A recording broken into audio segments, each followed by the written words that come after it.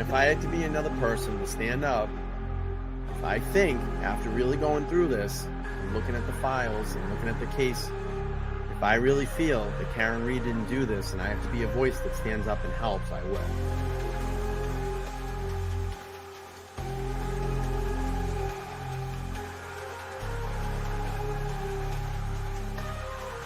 We are expecting to learn more about the allegations against the girlfriend of a Boston police officer who was found unresponsive in the snow Saturday morning. I-Team sources say Karen Reed was in a relationship with John O'Keefe. She's facing charges including motor vehicle homicide and manslaughter. We're the only ones fighting for the truth of what happened to John O'Keefe. And me and my family and my attorneys and my team have marshaled every resource to get to the truth. Just feels like no one else wants it. Just to be clear, you didn't do it.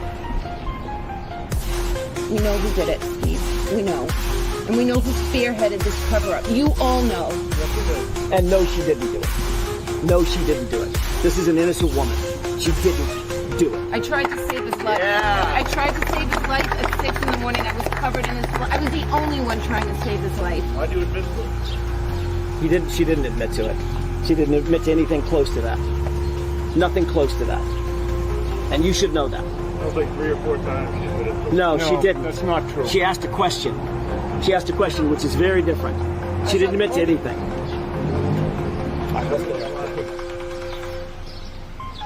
I'm going to tell you one thing. Karen Reed's not going to fold. Karen Reed's not going to give up. Defense team's not going to quit. The Free Karen Reed movement is going to continue.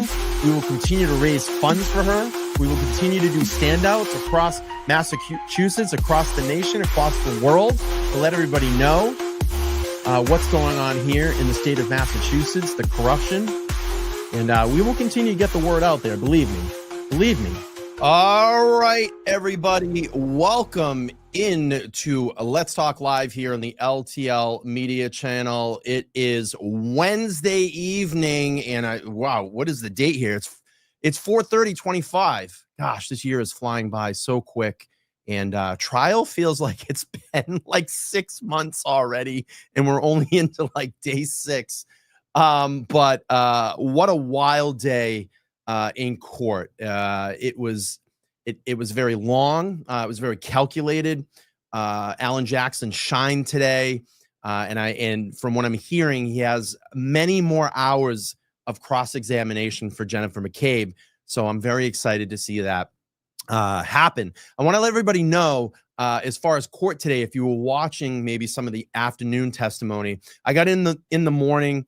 It increasingly got very hot inside the courtroom today, and I literally got overheated just after lunch. I didn't feel well. I wasn't really feeling well, felt a little sick to my stomach. So I decided to kind of go home in the afternoon session, which was nice because it allowed some of the Reed's friends to go in and be able to sit and take a few seats there in the courtroom. So gave them the opportunity to come in because I know they traveled up pretty far.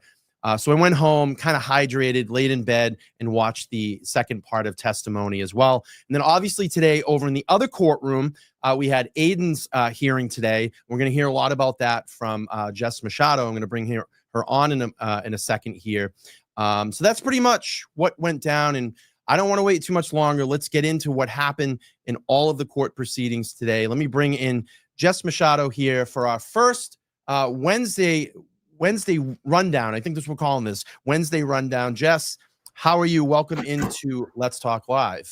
Hi, bestie. I'm tired, and I apologize. You look dapper, and I could not wait to get into sweats. So you're getting a very casual version of me right now, but I'm here and ready to chat. And I'm glad that you're back, and it's nice to see you back. I know we did this last year. I think we did like 6 or 8 shows. And the flow was just great, and getting that courtroom inside, because you're sitting in trial for a lot of people that might not know this, and maybe once this post, if they're new and they come into the channel, you're inside the courtroom for the Karen Reed trial, which has been awesome. Let's just start out. Like, tell us what it's been like so far, and what are some of your current projects that you've been working on? Well, current projects, I can just say we'll get it out of the way. Everything political. I've been working on uncovering a lot of things going on with the migrant crisis that's been plaguing our state. So a lot of that, lots of FOIA requests, lots of public records requests, and then getting that information out to constituents, voters, and residents in an easy to read form. So since the last trial, I've been pretty focused on everything regarding the state politics, politicians, corrupt politicians. I mean, it's all kind of in the same vein. And so I've been really working on that and getting a lot of work done that way. But I've put that all on hiatus so that I can cover this trial. This time around, obviously, we've all done this once. This is round 2.0. From a journalist perspective, it's very different.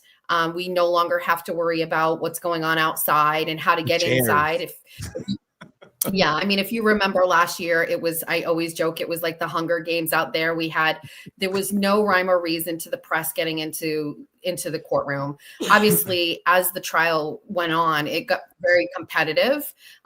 When we had, deliberations for the jury, we had people coming from all over the world to be in that press box.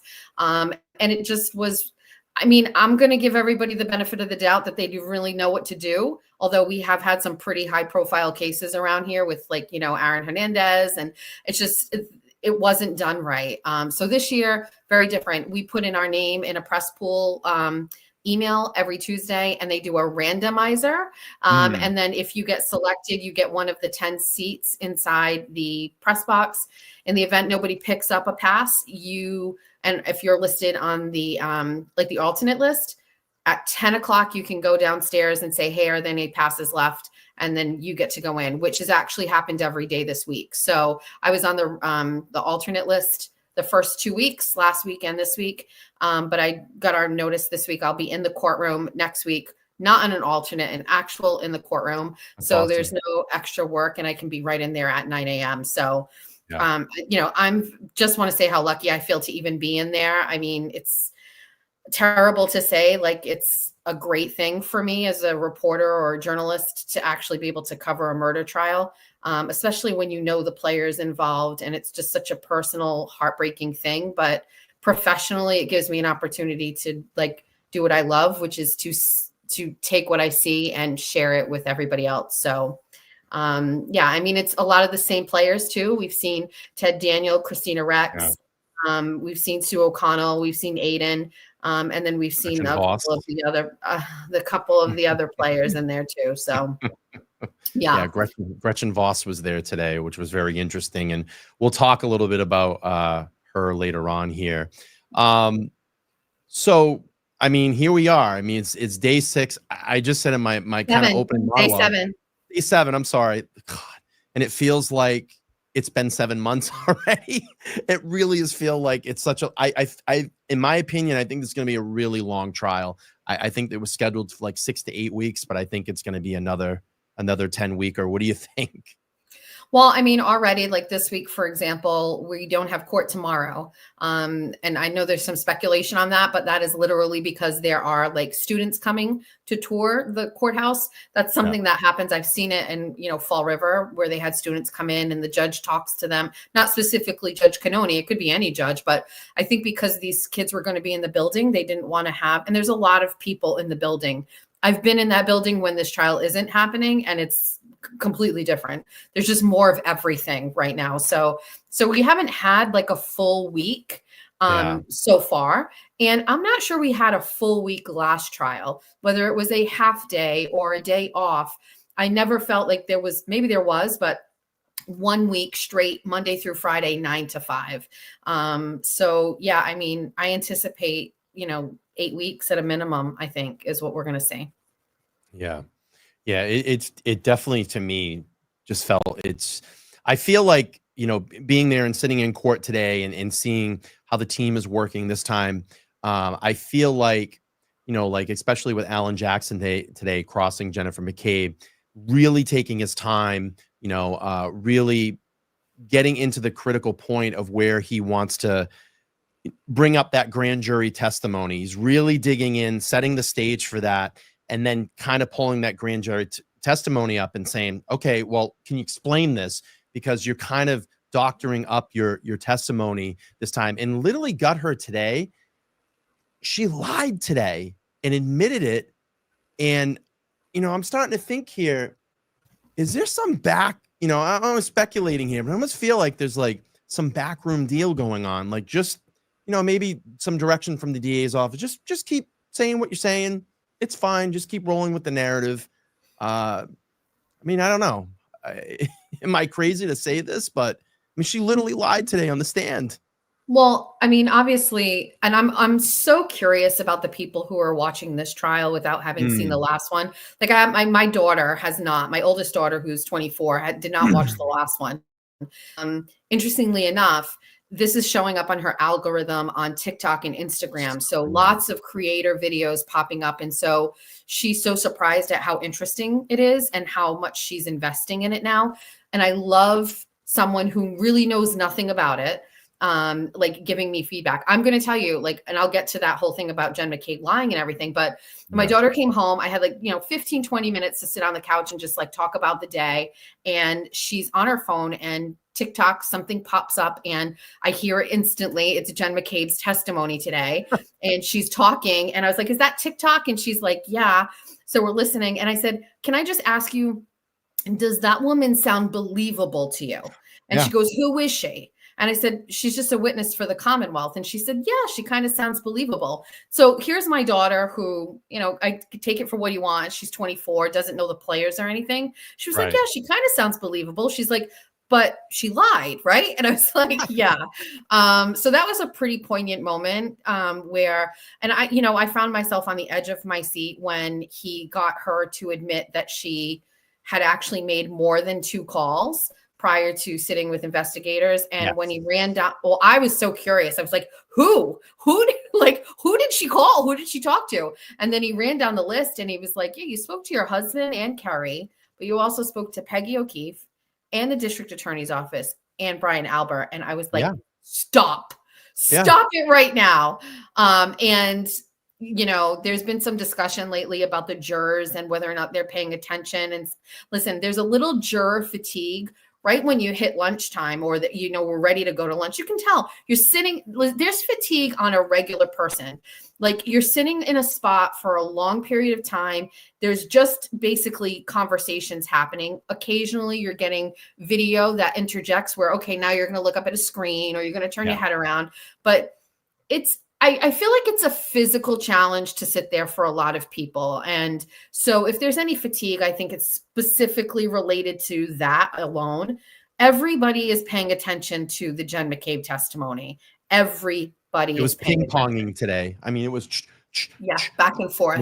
Jackson, well, I like there's a cluster. I love that you've seen the jury, and I hate that viewers don't see them, but there's a cluster in the middle, and it was almost like in sync. They were just down writing, look up, over. It was just, I don't know, it was choreographed. Yep. I know exactly the group that you're talking about. Yeah. And I watched a lot of ping-ponging today. Just a fun fact here, a fun note for everybody before we talk a little bit more about Jennifer McCabe.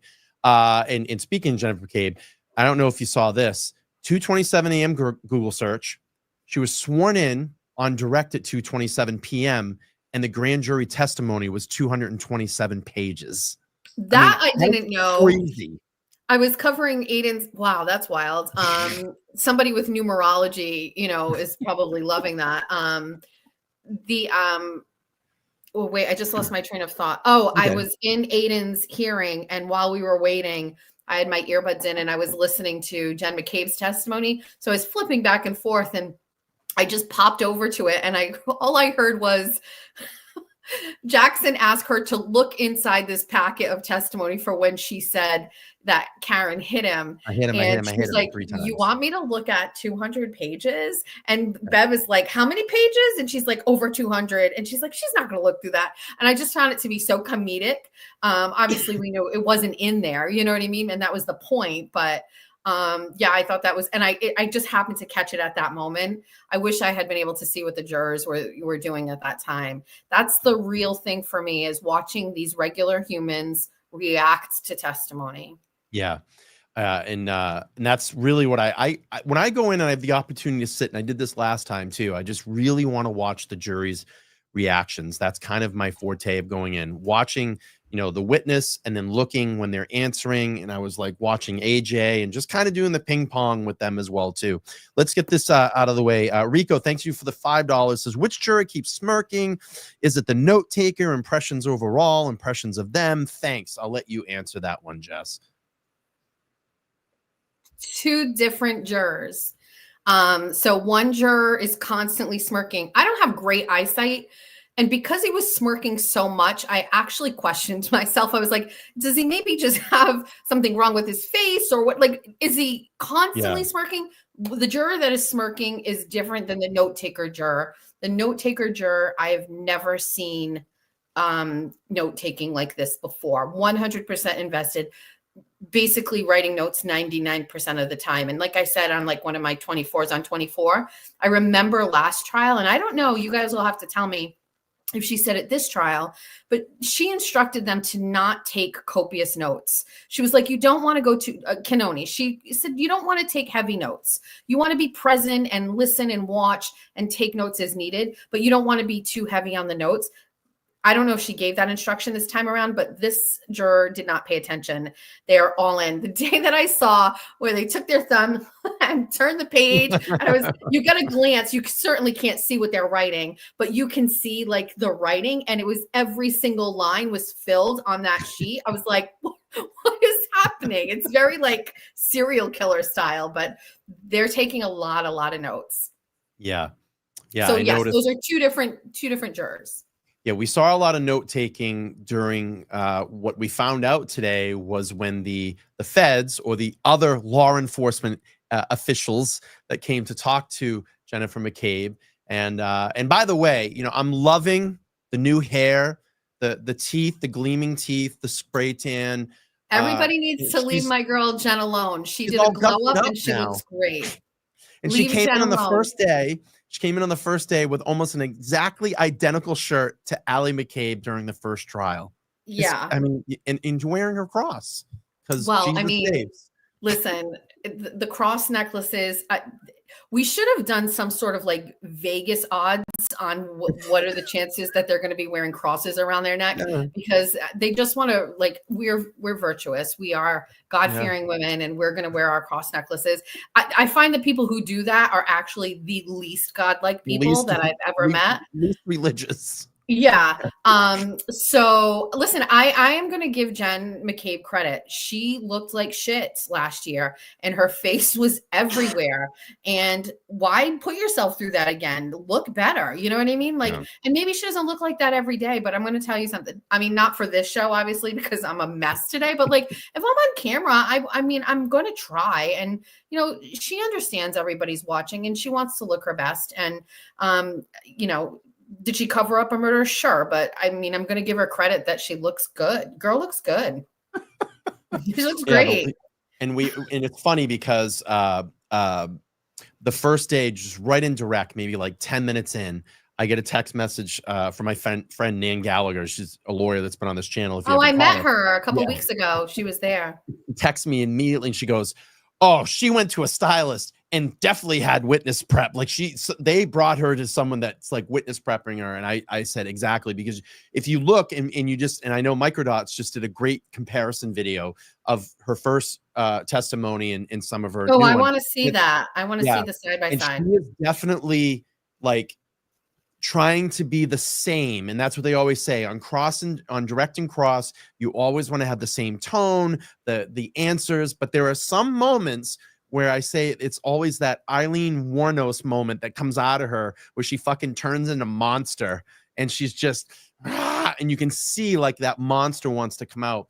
We saw a lot of it today when we found out about the feds approaching her and that she actually lied to them when they first approached her and said, oh, I'm not the homeowner. My name's actually Nicole, because she thought that someone was there to sell her something. And then when the feds actually introduced themselves, you're telling me something I don't know. Did she say that after lunch? Because I did not hear that. I think it was just before the lunch break. They got into it. Yeah. Love that. And they actually talked to her and said, hey, can we come in? She said, give me about 10 minutes. Well, what we found out during that 10 minutes, she called Kerry Roberts and tipped him off that the feds were here. Yeah.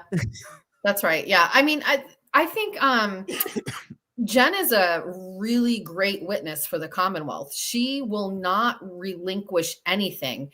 I just wonder at what point that like not giving in, right? And then Jackson knows and he's just going to keep digging and going at her. He's so tenacious. Like she's not going to give him what he wants, right? So whatever that is, she's not going to give it to him. I wonder if the jurors are looking at it and being like, what we know the answer. She's just not giving it. Like, you know what I mean?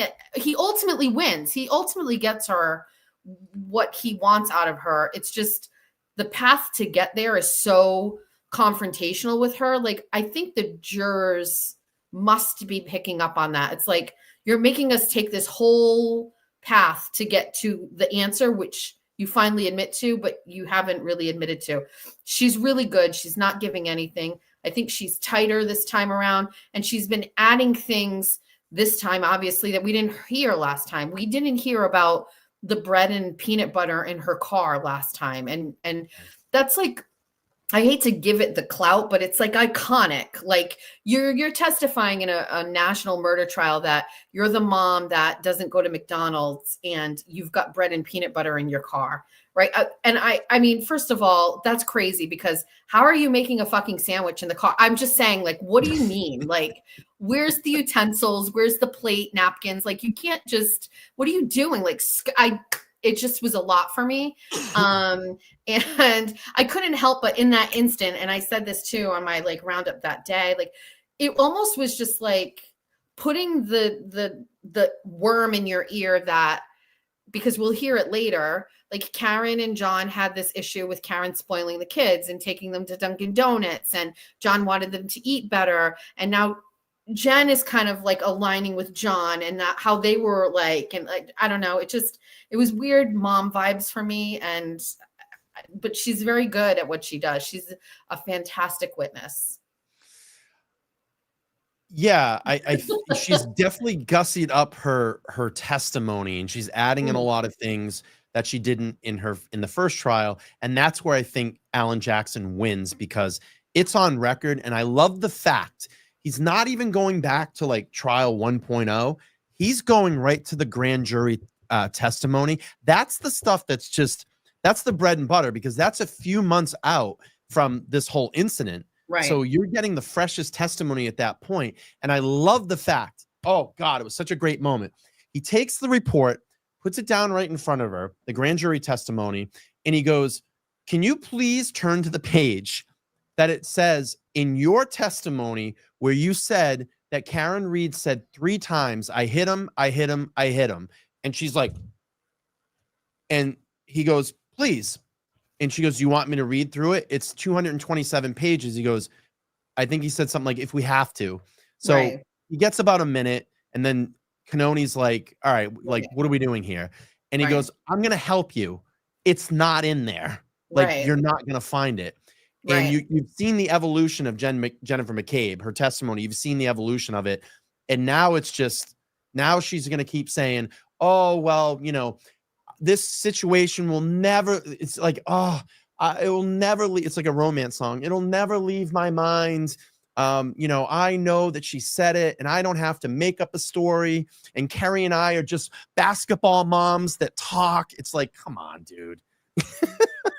Yeah, I think we've seen, however many witnesses we've had, that at some point in their testimony, the defense has been able to extract from these witnesses that they lied during grand jury testimony or at some point in this investigation. And if I'm a juror, I've got like an open tab on my notebook where I'm like, okay, well, witness number 1 lied at grand jury or didn't say this at grand jury. Yeah. Witness number 2 didn't. And if I'm Alan Jackson, I'm at the end, right? And I'm going to do whatever I do, but I'm going to take 5 minutes out of my closing and I'm going to be like, we gave you 35 witnesses. Of those 35 witnesses, 17 of them lied during grand jury or changed their grand jury or left something out of their grand jury. And like, it's so obvious that he's kind of like going through the list and just like getting them to admit, hey, I didn't say that, or, oh, I left that out, or, oh, I lied here. I mean, to point, the only credible witness that they've had on that stand is Peggy O'Keefe. And even then, I'm not really sure she was being quite honest, because we didn't really get a great picture of who John O'Keefe really was from his mom. I'm going to say this, though. I love the classy move by Alan Jackson. And he said, "I'm so sorry for your loss. We have no questions." I thought that was a class act move in that situation.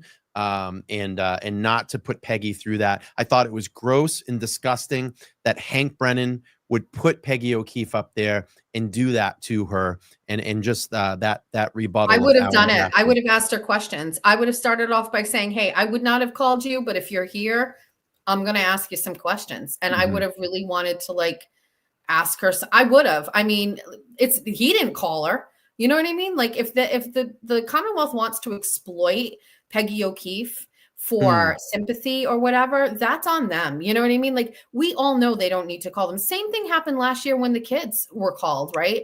And there was no cameras in the room or whatever. There was zero part of their testimony that added to that case whatsoever. It was a pure sympathy, vote from the jury that they were looking for. And just because you can doesn't mean you should, I guess. You know what I mean? And so I don't know. I would have. All is fair. It's like, I hate to say it, but Karen Read is on trial for murder, and she's trying to save her life. There's just like, gloves are off. You know what I mean? Like, I would say do absolutely everything you can, especially now in round 2.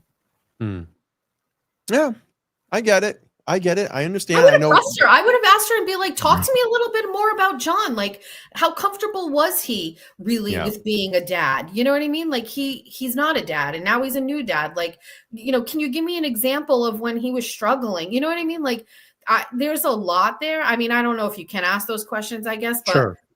I don't know. I mean, I have a real issue with the O'Keefe family overall, because there's no emotion from these people. I understand there's pain, right? But like, I don't know. I'm a mom, right? And hey, listen, if the mom thing is being exploited by the Commonwealth with Jen McCabe, then okay.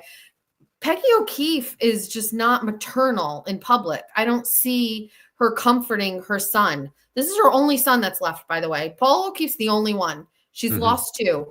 Yeah. I don't even see them talk. They don't sit near each other. They don't talk. She doesn't comfort them. I don't see her talk to her husband. She's stoic. And, I'm just a little fascinated with that family, because honestly, the more I get to know the Reed family and speak with them, and, I spoke with Karen's brother today, and I'll share that later, but they're so different, these two families. They're just polar opposites from what I can see. So I don't know if we've dug enough into the family dynamic over on the other side.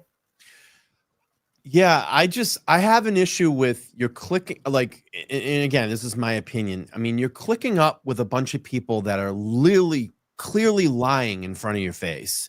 I mean, these are the people you're going to roll with, like you're sitting here day after day, trial, now it's like trial after trial, and you're literally watching the bullshit that's spilling out of their mouths, and you're going to believe that.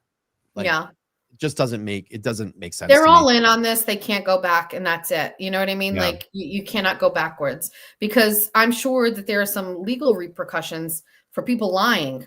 Once you lie, that's it. You cannot go backwards. There was a very small window for getting out of this.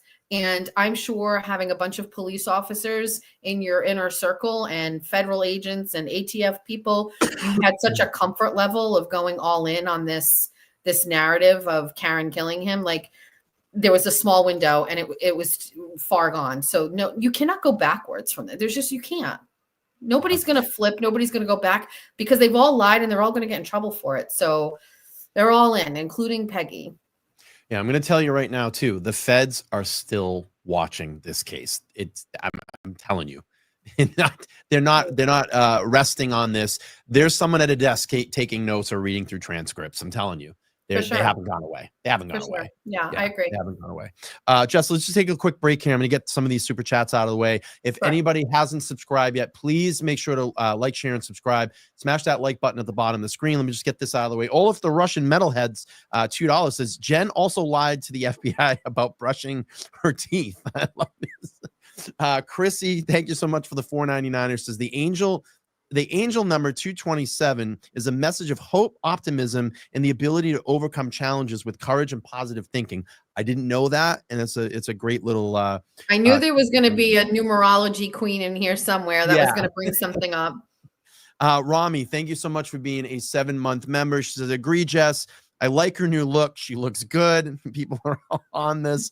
Valerie, thanks for the 10. She says, how do we feel about Jen comparing the feds to Mr. Softy truck? Yeah, that was a very interesting take when she said, it's like I just call Carrie. It's like if I was in the neighborhood and I'm talking to some of my friends and say, hey, the ice cream truck's coming, and Alan Jackson goes, I'm not asking you about ice cream trucks. I'm asking you literally about the feds. Right.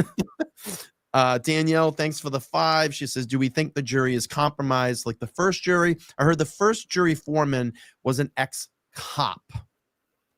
Jess, you've been in there more than I have. I mean, I don't know. I didn't feel that today when I looked at the jury. Well, so the jury foreman, which we only found out at the end, right? You find that out at the end, right, happened to be one of the most memorable jurors for me because he right away was not paying attention. He was in the first seat in the top row, and I found him often looking out the window. And this then they ended up putting, just to clarify to everybody, trial 1.0. Go ahead. I'm sorry, Jess. Yes, trial 1.0. So everybody knows I called him Vineyard Vines. He had a Vineyard Vines shirt on. He dressed like he was, out of an ad for them. And he looked very disinterested. And I originally wrongfully interpreted that as he already knew Karen was innocent. I would have never known, it was my first trial, that when somebody has a definitive mannerism either way, it could be guilty or not guilty. In this case, he was obviously one of the people who thought that she was guilty. So, I'm not sure I ever felt that the jury was compromised the last time throughout the trial. At the end, the removal of juror 4 and now knowing more about that situation, obviously there was a problem there. They took her out of there on purpose. And I don't know, we can talk about juror 4 all the time, but there was some issues there for sure. Yeah. Lieber in Seattle, thanks. A member for 1 month, says, good evening. I've been looking forward to this. Well, thank you for joining us. I appreciate that. Deborah, thank you so much for the $10 super sticker. The trial channel says, Jen looked fresh as hell when the feds watching. Thanks for all the coverage. Thank you so much. I appreciate that. So do you want to talk about my little conversation that was said to me today in the courtroom? There was a little bit of a complaint from another party, and I had a courtroom officer and the head courtroom officer. I think he wears a suit.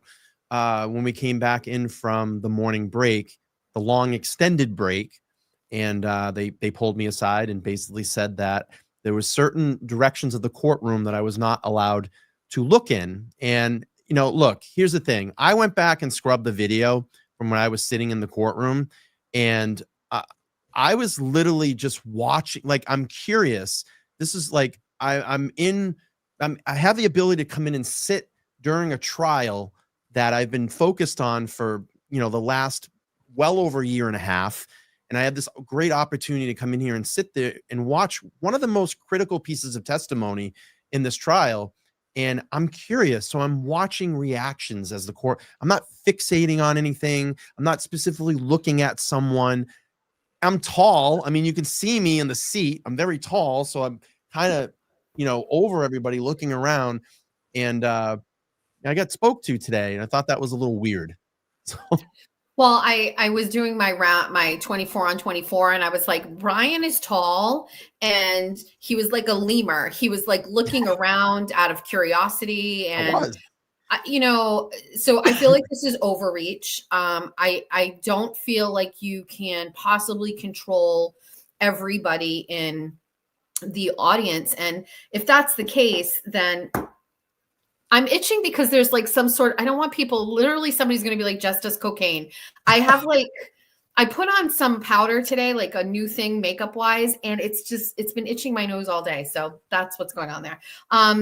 So like, where does it begin and where does it end? Peggy O'Keefe crying in the stands. That's emotional. We know that in the Cena trial, she didn't allow that. Cononi didn't allow that. So, can you really like wipe out all emotion or facial expressions in this courtroom? I don't think you can. Now, I will say this. The Reed family has never changed their demeanor or their face. They are, no matter what testimony has happened. I think one time last year I saw Janet shake her head a little bit, but like there's just no reaction. On the O'Keefe side, you've seen a lot of reaction. You've seen crying, you've seen shaking heads. And I'm going to be honest with you, I've watched at home. Paul O'Keefe is looking directly at Karen Reed when she walks up to the sidebar. I've seen this multiple times. I would venture to say glaringly. And I don't know, like eradicate all of it or none of it. But like for them to call you out on that, I mean, it's your first day in there. You were kind of curious. I certainly didn't feel as if you were trying to make eye contact. I've never seen anybody do that except Paul O'Keefe. So I don't know. I'm just not sure. There was a lot of that going. That happened today. Then we had, the court officers tell Gretchen that she couldn't stand at the bar anymore. She had to sit down in a seat. There was a lot of micromanaging happening in the courtroom today. Yeah. I saw Gretchen Voss smiling and laughing and moving, making motions when AJ was doing cross. I mean, yes. I saw her. She also makes sounds in the press box. So disapproving sounds and things like that. Yes. So the only reason I really looked over in that direction at a couple of points was I saw you come in. So I haven't seen you physically seen you in a long time. Since so last year. Trying to give you like a heads up, like, hey, like when you see a friend, hey, a little gesture, So it wasn't like I was staring over in that direction, trying to make faces or whatever. Right. That's not the case. I mean, I was just trying to get your attention. Then I knew you were in the courtroom today because we had talked about it. Yeah. And then I had that confrontation with Gretchen downstairs in the clerk's office minutes before I came in. So I was frazzled. So I actually forgot you were there until I kind of turned around and got my bearings. And then I was like, oh, Brian, I forgot all about that. So, but again, I saw you kind of like looking around, but not like looking and lingering. It was just like looking around. Like, I don't know, if you're somebody like me, you're looking at stuff you want to see. I mean, I take in everything. I take in how they're dressed. I take in everything. So it's natural curiosity. Is that, I think a lot of it too is that people don't get the perspective of when you're seeing this on TV screen. And then when you actually go in and sit in, it is very tiny in that courtroom. I'm going to tell you, that courtroom can probably comfortably seat like 30 people and you're squashing 100 in there, It's tight. It's very hot in there. It's not comfortable. I hate it. I absolutely hate it, especially being in the other courtroom and seeing that whole setup. Now it's like obviously notoriously now known that like it was the defense that asked for the change and where the witness was going to be testifying as opposed to the jury and things like that. And I'm not sure if I can say it was a misstep, but I'm going to tell you that other courtroom, so luxurious, so much space. And the seats are like this. So people here and here, the only way you'd ever see someone on this side is if you're leaning forward and looking down. And then that would be really obvious. So there would be no incidental contact or eye contact in that room. And in this one, I think you were sweating because it was so hot in there and it's so small and tight. Drenched. I like I said, when we stepped out for the lunch break, we came back. I was literally nauseous at that point. I mean, once I get overheated, it doesn't stop. Like it just goes all day. And I'm like, fuck, I can't go in. And then I was like, you know what? Some of the Reed's friends came up and I was like, well, this should give them an opportunity to go in. So I just stepped out like I said, in my opening monologue, I just went home, I hydrated, I laid in bed. I told Jess I crashed for like almost 3 hours. Like I was just done. Yeah, and I got very jealous hearing you say that. It was a long day. Lucy, thank you so much for the $5. She says, Jen really sucks at lying. Brian and Jess, you're awesome. Thank you. And free Karen Reed. I want to get this other one out of the way. Hank, did it sound like the 911 call was sped up today? I felt that it did. I felt like it did. It felt like it was sped up. I don't know. I mean, it was just, it was quick. Wait, did we hear that in the morning or was it the afternoon? Yeah. Yep. We heard it in the morning. They played it. I don't know about that. I'm suspicious of all digital everything. After the Sally Port video, I question everything. I do. I'm going to just pull this up really quick. Because I'll never forget that moment in the courtroom, by the way, when that video came up and in real time, the defense recognized that thing was backwards. And it was just like, I don't know. There's not a lot of moments of like crazy but watching them all scamper and just be like, wait a second, I'll never forget. So I trust nothing. And it was obvious that they flipped it for that reason. And it stays with you. So trauma, I trust no digital anything. Jeannie D says, this is so good. Thank you for doing this. Well, I appreciate it. And Jess will be here every Wednesday night throughout trial. We're set to start at 8 p.m. We started a little late. It was funny. I texted her. I was like, I'm running late. She texted me and said, I just got from home. Can we just move this up? I said, no problem. I'm very accommodating. You could have blamed it all on me. You didn't have to admit it. But as soon as you texted me, I was like, praise the Lord. Yes, sir. I will go an extra half hour. I barely had time. I mean, it was just traffic is just crazy. It took me almost 2 hours. Yeah. 2 hours on a normal day that takes me 20 minutes to get there to get to the courthouse this morning. I had the biggest anxiety attack. I'm like, I'm not going to make it. I'm not going to make it. And I made it probably about 10 minutes before court started. So, yeah. I mean, you have to over plan for the traffic. I was just telling, who was I telling? Somebody in the courtroom, maybe, or I was chatting with like a follower because it was interesting. Karen Reed supporters were able to see Karen Reed today because they went in the court waiting to go into Aiden's and then they were coming back from lunch or whatever. But I think I was telling someone that I'm in the courtroom next week every day. And I said, I feel it's so luxurious. I'm like, I'm thinking of staying at the hotel up there and just like, I don't know, like just to wake up late and like take my time and know I have a seat. I don't know what that's like. You know what I mean? Yeah. So I don't know. I may stay up there and just, can you imagine not having to drive through that traffic? Oh, I know. It's so bad. Refreshed. Ugh. Yeah. There was so many moments. I was just like, I'm not going to make it, but I end up making it anyway. Bella's mom, thank you for the 10. So obsessed with you, Jess. Bella's mom, I die. She says, F Gretchen Voss at the bottom feeder to Petro. You're rocking this out. This is your moment to shine and don't let them dim your light. I agree. And that's why I reached out, especially right away to Jess, knowing that she was going to be in that courtroom. I wanted her to be back here on this panel and give us that insider. And I want, I want it. And I told this to Jess. I said, I want you to shine as a star. I want you to be able to get up and show your reporting skills as an excellent independent journalist. And I've said this before, and I'm not just gussing this up. I admire your reporting. You're direct. You don't give a shit, and you just tell it like it is. And you get the facts out there, and I admire that. And it's someone that you are someone that I strive to be towards. So okay, let's not get ahead of ourselves with that. But I did say when Brian asked me to be a part of the show, it was an automatic yes. And I will tell you that there are people that I've been on a show and I had instant regrets and will never go back. Not you, Mike Crawford. And you brand it well, you do it well, it's consistent. And like, I don't have to worry. You know what I mean? Yeah. Like I worry about my image and my brand, and I don't want to go on a place or a pod that's like a mess or a hot mess or not taking this stuff seriously. So I don't worry about that with you. I know how you are. I mean, look where you've come from where you were last year. It's all about growth. So I'd love to contribute. So thanks for having me. Yeah, absolutely. Tsunami, thanks for the 2. He says, over the hump with BLT and Jess Machado. I love that. I wanted to go back up to this. This was kind of cool. We have a new subscriber checking in. It's so fun watching new subscribers. So thank you so much. Yay. I appreciate that. Thank you for coming in and doing that. Listen, when we were on the long break, and I don't know, I personally don't, and I know a lot of people going, what was the long break? I personally don't know. I don't know what was going on. I wasn't privileged to any of that information, but I will say this. When we were standing down in the lower level, when they kind of kicked everybody out, everybody was in the lower level. Remember when we went down? Yeah.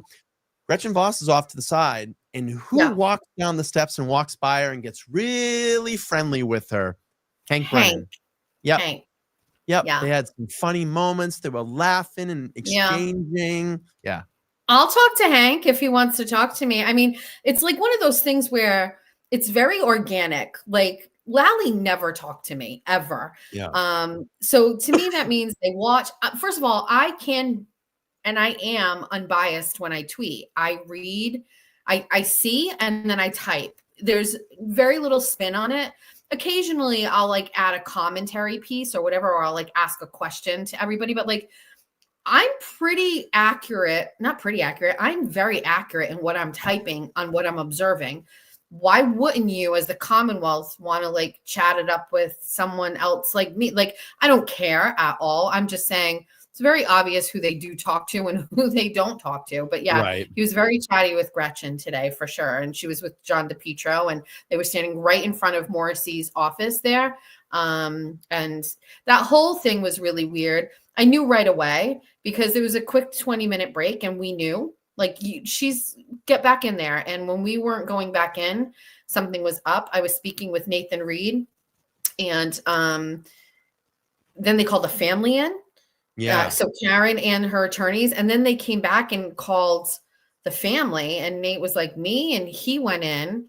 So the families were in there. The O'Keefe's went in as well too. Correct. Yep. And then, so that was all really kind of suspicious, to be honest with you. It's just, it didn't happen last trial at all. I don't remember a moment like that. And then we're all kind of hanging out there. And then he came out, call officer came out and said, everybody who's on the second floor needs to go down to the first floor. Yeah. I've thought about that too. I just know how Canoni is. It's possible it was a little too rowdy out there because there were so many people, and she was like, just, I can't hear anything. Get them all downstairs. So maybe that was the case.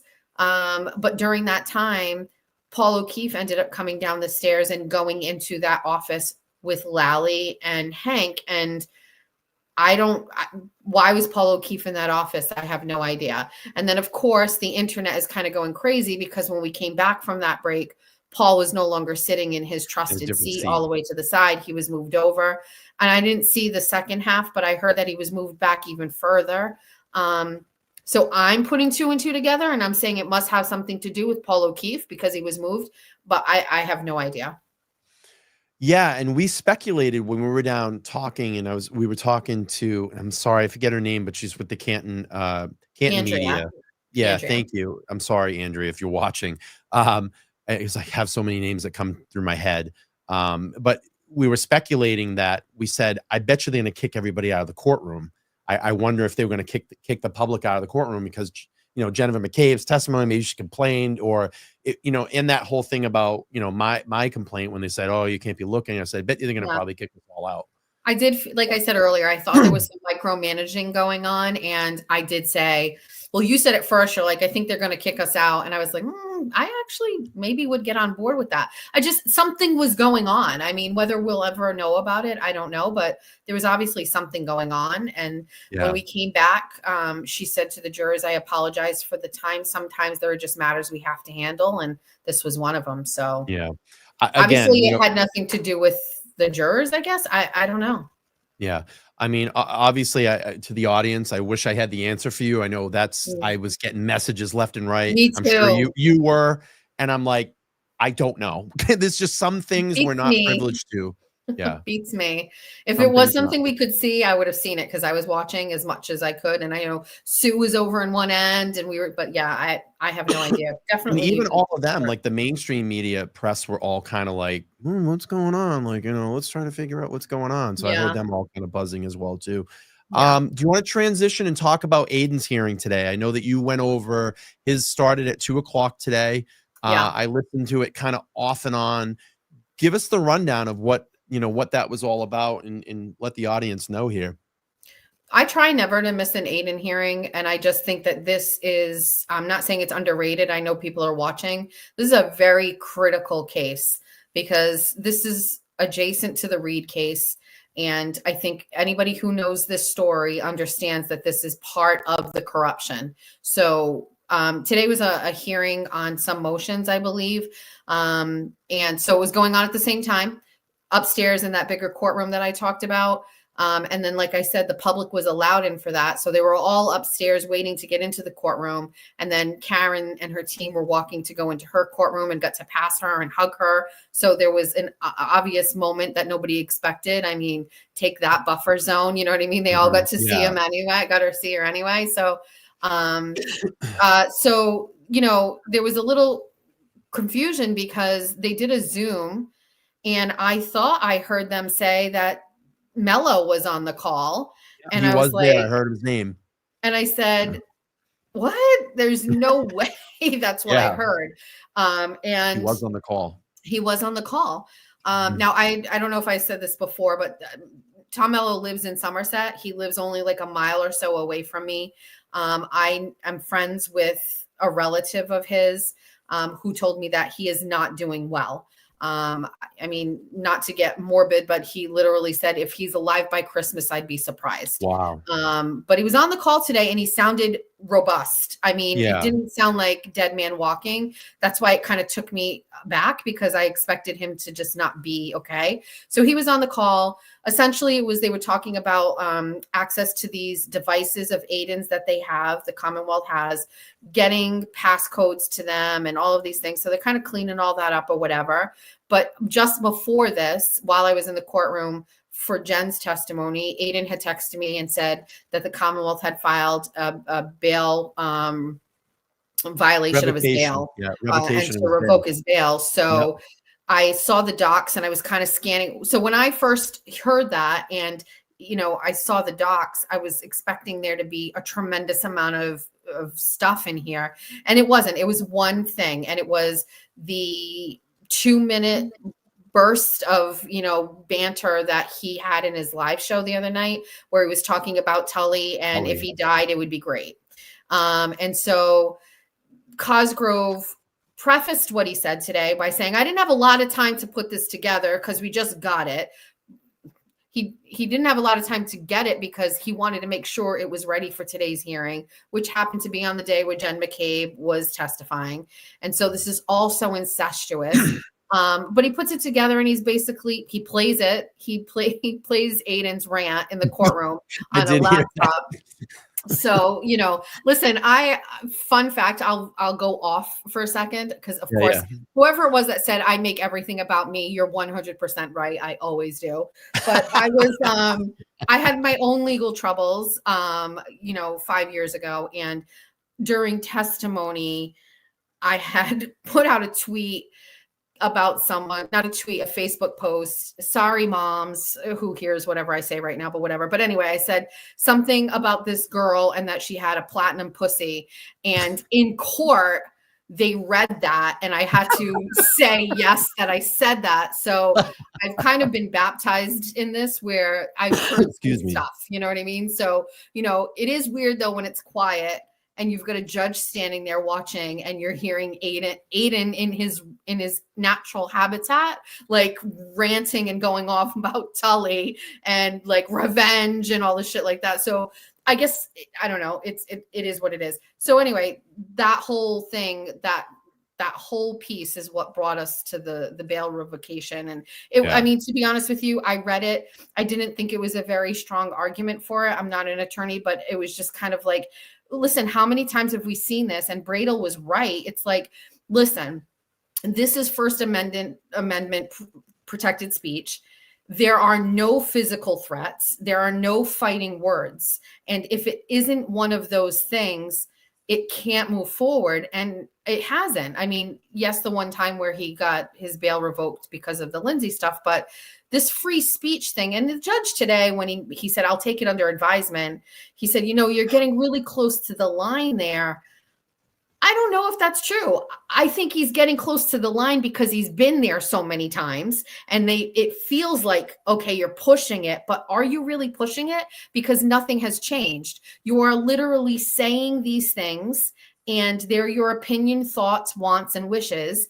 And it's still not a fighting word. It's still not a threat. So I pushed back a little bit on the judge because I didn't feel like he was getting close. Maybe you're getting exasperated that this thing keeps coming up in front of you, but it's very linear. Like if it wasn't a threat the last time, it's not a threat this time. You know what I mean? Like it's not open to interpretation. And so, he also took it under advisement, which I think is strange. And I elaborated on this earlier today, but like, either you revoke the bail right then and there because the person violated or you don't.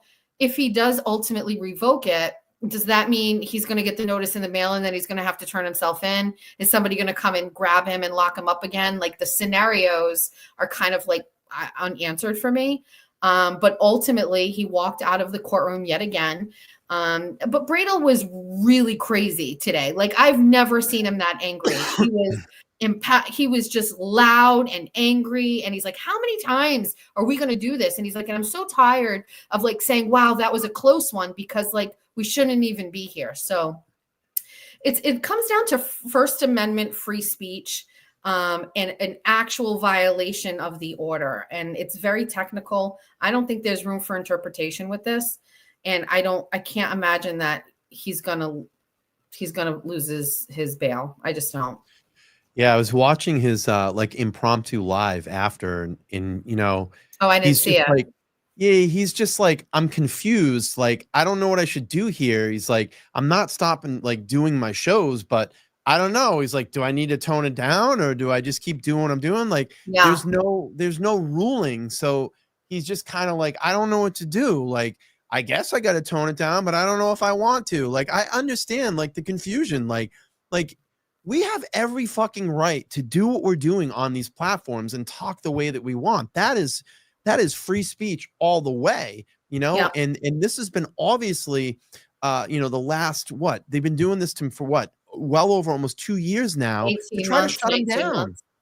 Yeah. What's that, Jess? I think it was like 18 months, 19 months Right. now. And you can't let them win, because what will happen is if they win, if they do this, then they have the foot to come in and start shutting people down like you, me, or anybody else that wants to get on a platform and talk. We have every right, just as much as the mainstream media, to talk the way that we want. I mean, we do. We have that right to do that. You have the right to walk out on the street and call someone a motherfucker if you want to right now. I mean, you can't just start cherry picking and shutting things down. It doesn't work that way. You have to uphold it to the law, and we have rights. And I believe in the Constitution. I think, I wish this case had happened 5 years ago when I was navigating through this. I didn't understand the law. I didn't understand pretty much anything involving a courthouse or how it worked or attorneys or anything. I'm going to say this. I understand when you believe you're right, you believe you have the law on your side, you feel like you should be able to say and do whatever you want. But there is a thing inside you where it's like, I've almost kissed a jail cell. And in his case, he has been in one. And I don't know if I want to risk it all for that. Now, Aiden's talking about some pretty powerful levels of corruption at the highest level surrounding a murder case. Maybe one day he's going to feel like it was worth it. Being away from your children, I'm not sure. But like, I'm going to tell you something. There may come a point in my life at this age, my kids are all older, where I'll risk it all to say what I want to say and hope for the best. You know what I mean? I'm not at that point.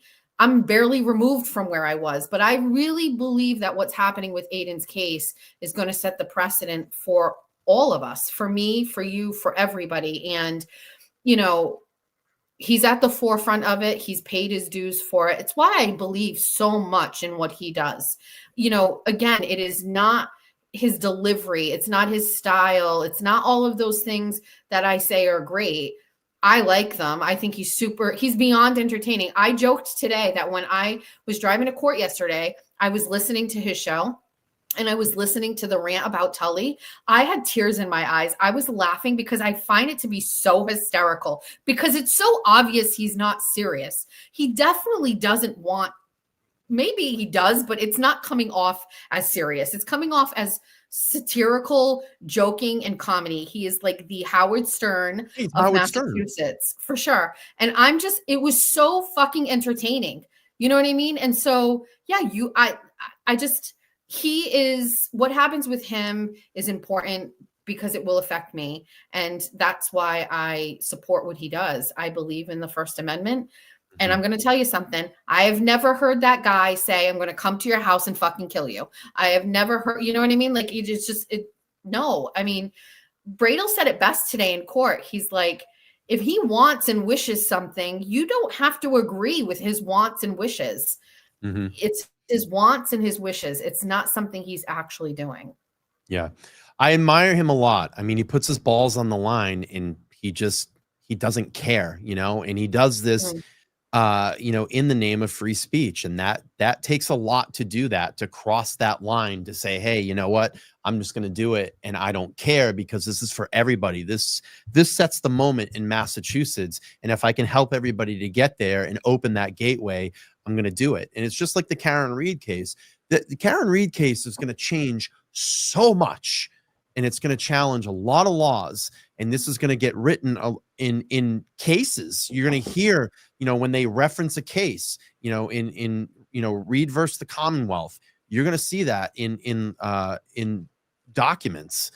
It's going to open up so many. And Karen Reed has done so much to invoke power. I think invoke power in women to not fucking just let, like I was talking to Nathan today, and I said, we've talked about this a million times on this program, and you probably have too.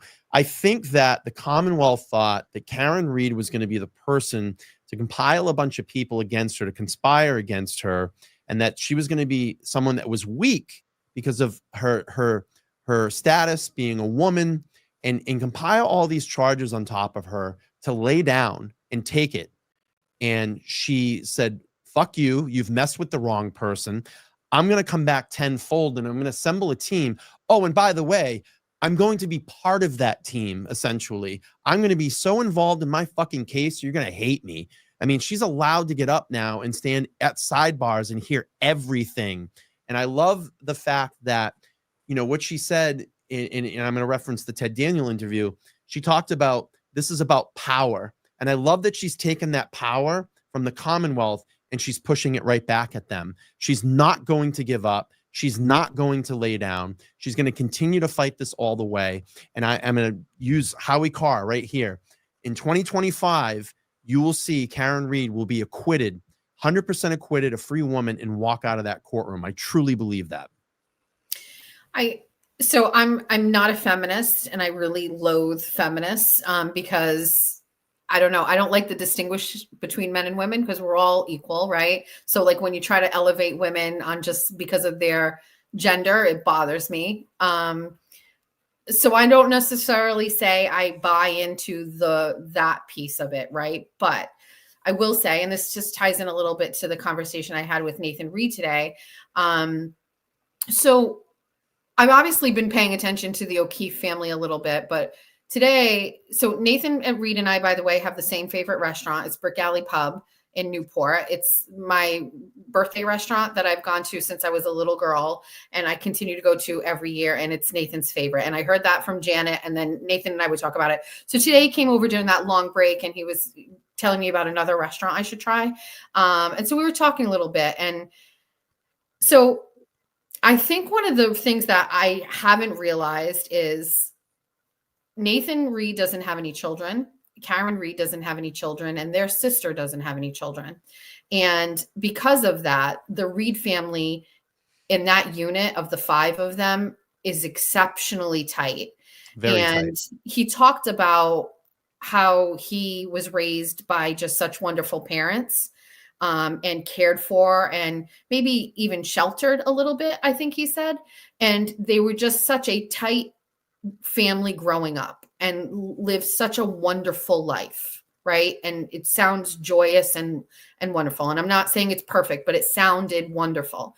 And then as they've gotten older, they've actually gotten closer because there was never like not the distraction, but like, well, I've got this to do with my kids or right. whatever. Yep. And people go and do their things. It's just the way it works. And he said for them, that never happened. So if his parents were like, you want to go to church with us and then go out to dinner, well, they didn't have obligations with children. And so they are tighter. And he was telling me this and speaking of it in such a wonderful way. And I got a little teary, right? Because I'm an emotional girl. And I said the first thing that came to my mind, and I don't know why I thought that I should be like talking to these people the way that I am. Because I talked to Karen the other day too. And I was just like shooting the shit with her. And it's like weird.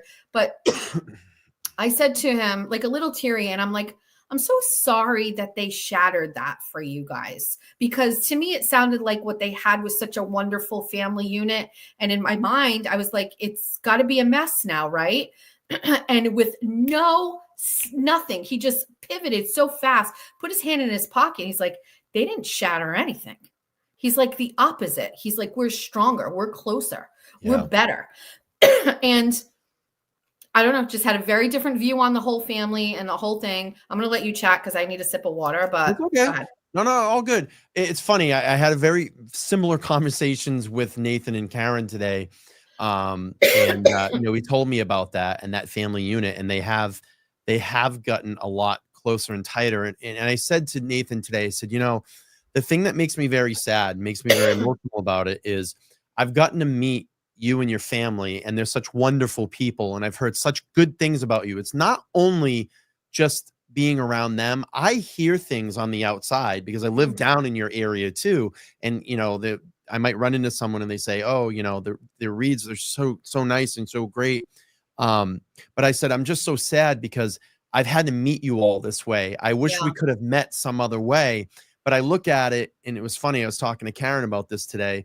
We're all put here in specific situations to get through those specific situations. People come together, and whatever that is, I don't know if it's God or a higher power or just fate, whatever it is. Karen said to me today, she says she believes strongly in fate. And I laughed about it because I have a tattoo that is fate on my leg. And I thought that was kind of funny and ironic. And we were kind of joking about that, but she does believe strongly in that. And, and it's, she said, it's been very empowering that the community has come together and all these wonderful people that she's had the opportunity to meet. And it's been very helpful to kind of get through all of this. So I think if she never had a supporter outside, she'd still be okay because of this family unit that she has, which is just tremendous. I 100% agree.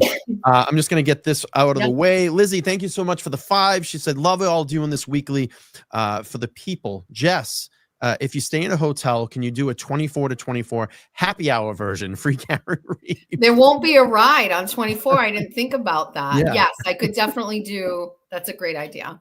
Mark White, thanks for the 5, says, hey, love your coverage of this case. Do you think there are stark differences between Kerry Roberts' testimony and Jen's and the impact of that? You want to take it, Jess? Go ahead. I'll let you start. Well, the difference is, I think just by the questioning, the jurors are more interested in Jen's testimony. Kerry's testimony, I think, reminded me very much of hers last year, with the exception of, was it Yannetti? Did Yannetti cross her? She didn't get crossed last year. This is the thing. They took her as a sympathetic witness. Yes. So they didn't cross her. But who crossed her this year? Was it Yannetti that crossed her this year? Remind me. Alan Jackson? Look we're already missing it. We're 7 days in and we already forgot. I'm sure the chat will correct us. Oh no, I'm probably going to get yelled at for this. He doesn't know anything about the trial. I don't care. I'm going on like 4 hours of sleep, everybody. And we were in the courtroom today, so stuff it. There's just been moments with every witness that I feel that the defense has gotten those aha moments where it's like you weren't being honest or truthful. So we heard that from Carrie. I think what was it? I can't remember, but she forgot something in her grand jury testimony as well. I mean, it's like they're pulling out these things and making sure the jurors know. Yeah. That is the power. That is the power of all of this, is that they have that grand jury testimony. And again, I said this early in the show. I love the fact that we really haven't heard AJ or whoever's doing the cross go back to trial one. They're going right to the grand jury testimony. That is kind of like sword and stone right there. That's the way I look at it. And that is the freshest testimony from the actual date of the incident, because that's only a couple months later. So why are you differing from here now? You know, every time it's changed, every time you've had a hearing or you've been at trial, you've been gussying your testimony up. That's why I don't believe any of this shit. You know, if you don't have it say in the original form of that original time, and you're changing it now, I don't believe it. I do think this time around they're better at highlighting that. You know, there's much more clear, concise, like the word is escaping me, which is probably just because I'm tired, but it's like it's much more distinctive what the defense is getting out of them to show that we heard it a lot last year, but we're already hearing it way more this year. Your memory today is worse than your memory right after. So that's a big theme. And that's the theme. And then we see the example. Like, this is what you said then, and this is what you're saying now. So right. I think that's clearer this time around than last year, in my opinion. But I'm also not the best one to ask because I'm constantly comparing the two. You know what I mean? Last year and this year. So I don't know. I'm going to get a cough drop. Hold on a sec. Yeah, take your time. Rico, thanks for the 199. It says, will the smirking juror be the four-person number one? Hope Jess is all right. It was a long, hot day in court. But I would just say take this opportunity. Please make sure to like, share, and subscribe if you're not subscribed up to my channel. And I want to let everybody know you can find Jess Machado on her platform at on X, and her tag over there, I think that's what you call it now, is Jess Machado Show, which is JESS MACHADO and then show SHOW. And we don't have a date in court tomorrow, obviously. So remember, Bev needs her weekends too, Jess. I love Bev. I love not court Bev. I love watching Bev like walk out. I love her shoes. She's had the same shoes on every day I've seen her. Bev is also like a curly hair girl. You can tell she straightens because in the back where we all have that issue, ladies, I know you know what we're talking about, where we straighten and we can't quite straighten that one. She has like that wavy patch of hair. So yeah, it is what it is. What was the question that somebody just asked about the juror? Oh yeah, will the smirking juror be the four-person number one? Every time I put something about the smirking juror or there's uninterested juror, and Brian, you'll know her second seat in the front row. So not the first one, the second one. I call her uninterested juror. Yes. People are saying, oh, that person will be the first one to go or will be excused or will be an alternate. So knowing what happened last year with juror number 4 and on the first day of deliberations, her being taken out of there, now knowing that story and how we got to that, which, by the way, I've known for a while, but obviously never talked about. I'm so suspicious of the jury tampering. I'm so protective of them. That's why I get so mad when people say like I'm doxing them or whatever. I would never. Like, they are the most important role. Like, and I don't know. I'm like inherently protective of them. And so I am wondering who's going to be the four-person. I am hoping that this time around there is a more transparent picking of alternates. We saw, I think somebody found like the Cena case or what's his name, Turek case or whatever, that doctor, how they take it out, they hold the number and then they put it down in front. We never saw that last time. We saw the thing coming out and saying it and putting it off to the side. The numbers, we never could take what we heard and match it to what we saw. Definitely needs to be more transparent this time. So like, If you're me, you want it to be transparent. If you're the judge and you're the court, you want it to be transparent so nobody questions you. Show us the numbers, show us this is who you picked, and then say, fuck you. We're not messing with this. You know what I mean? Like, just do it so that there's never a question. When you are weird and you hide stuff, of course, everybody is just going to jump on it and be like, I don't know. Same thing with this randomizer for the press passes. Andrea told me she went to like the press day where they said, we're going to make this totally transparent. You're going to see everything. I haven't seen a randomizer. I don't know where they're doing this. Are they doing it on a phone, a computer? Who knows? Yeah. We never know. So I would say more transparency, the better. It protects everybody, both sides of things. Yeah. Let me ask you, what do you think about the makeup of the jury this time around compared to the first jury? I have sent a email to the person in charge of like communications and media, Jen Donahue, asking her if I'm allowed to talk about gender, age, and race. I can't understand how saying those three things would dox a juror. I don't know how. Like if I said that, first of all, we know there's 8 jurors female, 8 jurors male, right? But like how is this an issue if I say a female juror, right? Asian female juror in the mid 50s, just laughed at Jen McCabe's testimony.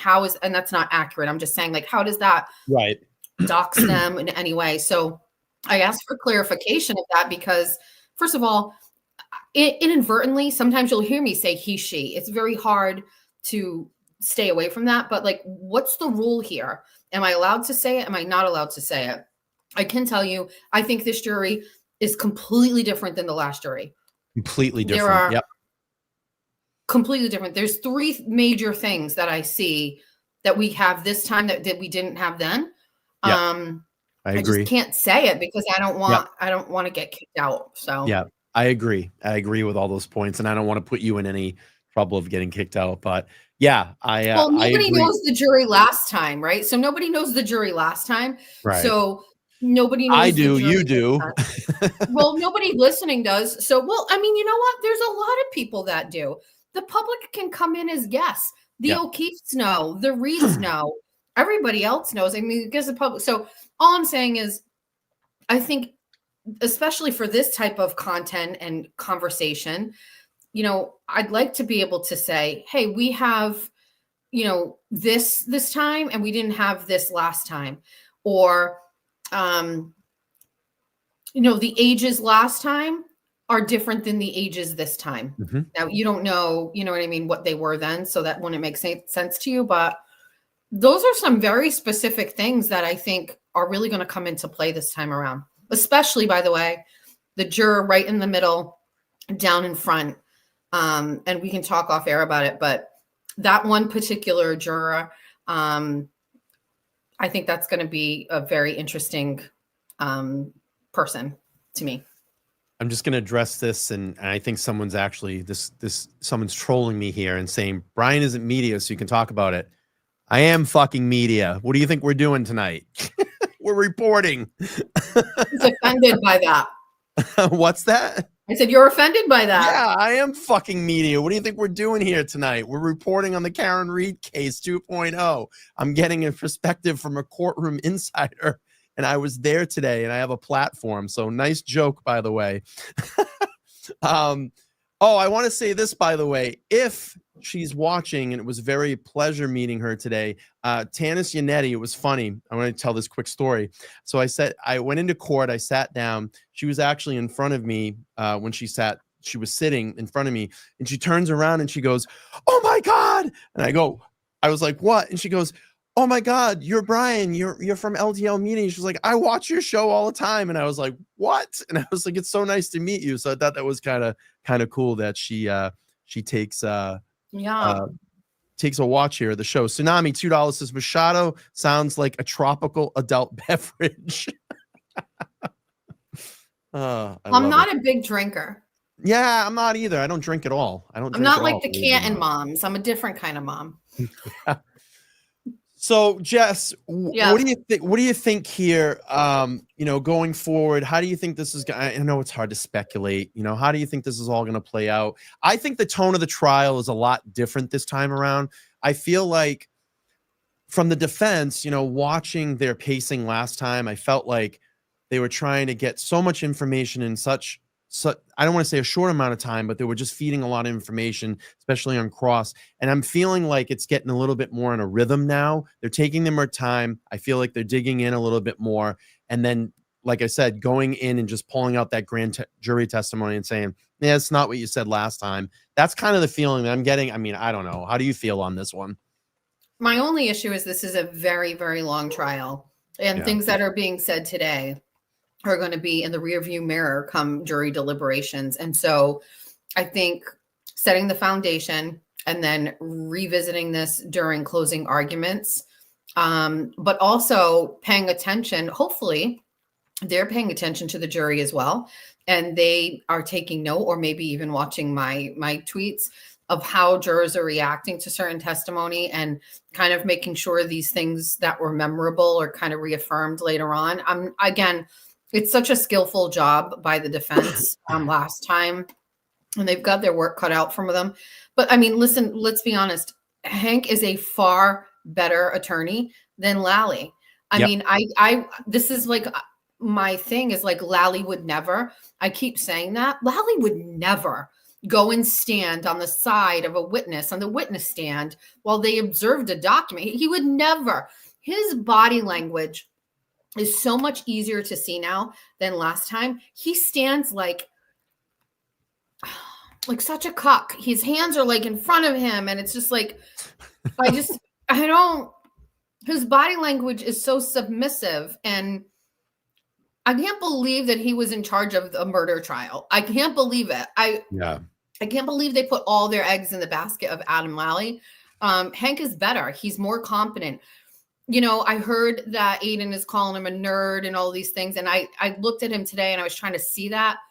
I actually don't see that. I mean, maybe he was, but I see him as like a little bit more, evil's not the word, vindictive isn't the word, but like a little bit more nefarious than I think people are giving him credit for. Hank's a little shady. You know what I mean? And so swarmy. He's just like swarmy. Good word. He's fucking swarmy.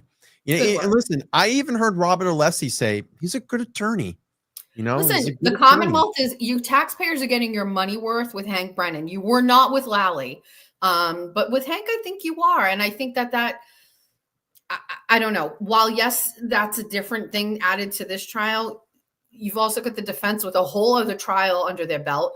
You've got the defense with an attorney working for them who was on the jury, unheard of. And you've also had some not testimony, but interviews with jurors. So a 2.0 trial is just, I think there's an advantage defense. So whatever Hank brings to the table, like you give him a point for that. You get a point with the defense because they've been here before. Yeah, I mean, I know it's not going to play to the chat and the people that watch the trial. They're going to say, fuck him and this and that. I get it. I'm there too. I'm like, he's fucking swarmy, he's slimy. Yeah. You shouldn't be trying this case. But look at, I gotta say, he's a fucking step over Lally. Lally's just making coffee for him and making lemonade.